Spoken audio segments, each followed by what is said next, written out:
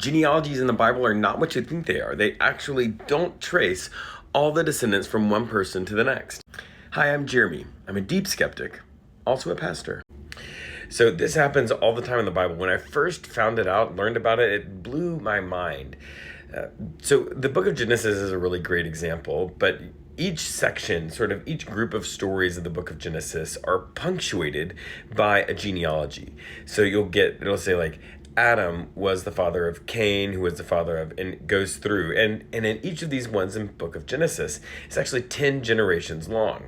And that should be your first clue that it's not something that you need to take literally. So there's a lot going on in these genealogies in the book of Genesis, but I think the main thing for most readers that we need to realize is that what these are punctuating the different eons of the story. And so you've got this sort of primeval prologue, you've got all of this stuff, which is the creation stories and the Noah story. And then at the end of all of that, you've got a genealogy, all this group of 10, and it's saying, okay, that part of the story is gone. Now we're going to go to the next part of the story. It's not saying that there were 10 exact generations between those two things. And that's really important because there's lots of conflicts when you look through genealogies in the Bible. The other interesting thing is that genealogies are used by writers to tell part of the story.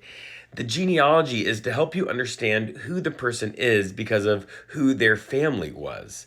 So in the genealogies in the Jesus story, it's really fascinating because like one of them traces from Jesus all the way to David, the king, right? The most beloved king, the best king, all of those things. The other one traces from Jesus to Adam and shows that Jesus sort of connected all the way back to the very beginning of the story.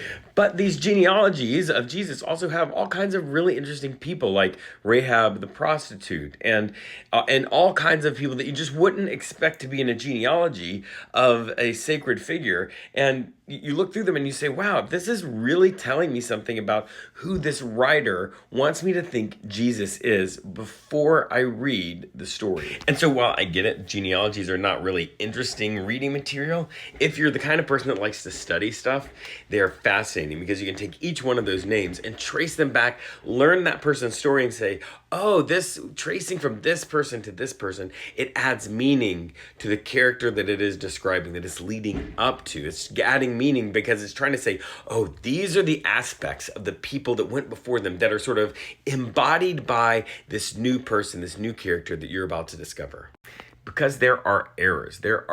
When you trace the number of generations from Adam to Jesus or from David to Jesus, it's not the right number that you find in the genealogy, right?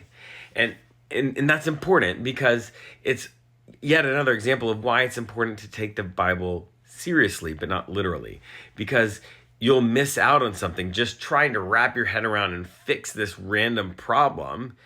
You miss out on the story that the author is trying to tell and what it tells you about who you are and who the person in the Bible is. But that's the thing that I kind of want to encourage you to think about is your family history, your family tree. If you were going to write a genealogy about yourself to try to tell people who you are, who are the people in your past, in your family, both literal and chosen, that you would want to include in that genealogy to tell people who you were.